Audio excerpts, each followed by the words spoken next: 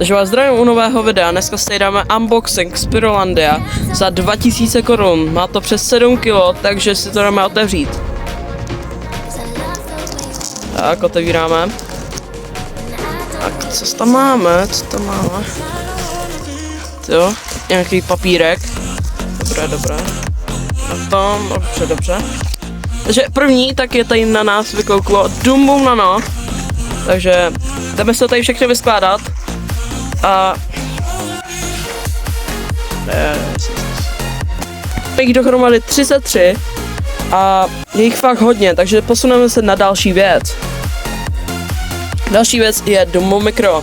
To jsme vzali jenom jednou, protože se nám to minule nelíbilo, takže dáváme další věc. Je Dum Bum F2, skvělá petarda, takže dáme ho taky do naší sbírky, se dá říct. Takže další petarda je Explosive 2, dostali jsme ho jako dárek, takže skvělý, takže další je bouchací kobereček, jdeme si je tady teďka všechny vyskládat. Takže bouchací koberečků máme 30 kusů, je jich fakt hodně, můžete vidět, že jich fakt je hodně, takže jdeme si posunout na další věc. Takže další věc je 200 ranový kobereček, takže jdeme si je tady vyskládat. Takže 200 ranových koberečků máme jenom 5, protože víc jich neměli. Tak jdeme na další věc. Takže další věc je C4. Objednal jsem si to, nevím, co to udělá, jakou ránu. Objednal jsem to ze zvědavosti. Takže jdeme se posunout na další věc. Další věcí máme Bum Bum. Nevím, objednal jsem to jen tak ze srandy. Je to jenom jeden kus, prostě jsme nevěděli, co to dělá, takže. Takže další věc je Dum Bum Silver, takže jeden kus jsme objednali, bylo to docela drahé, takže. Další věc je Videomaker, takže skvělá petarda, měli jsme předtím. Máme jich 3 kusy, takže vyskládáme.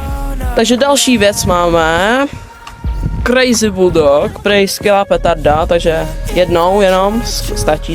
Jo. Takže další věc je Angry Bulldog, máme to 2krát, takže budeme se tady vyskládat zase znova. A poslední věcí, co máme v našem boxíku, je Killer Bulldog. Na to jsme se hodně těšili, takže máme to docela fakt hodně a vám to ukážu z výšky. Že toto všechno si můžete objednat na Pyrolandia. Děkujem, že to dovezli strašně rychle, 2 dny jsme čekali. Fakt skvělý, objednávejte. A koukněte se na toto video v rohu, tady máte teďka, kdy to odpalujeme, tady to všechno, jednou každý, ale budeme tam dělat soutěže, aj možná, takže klikněte tady na to, tak zdar.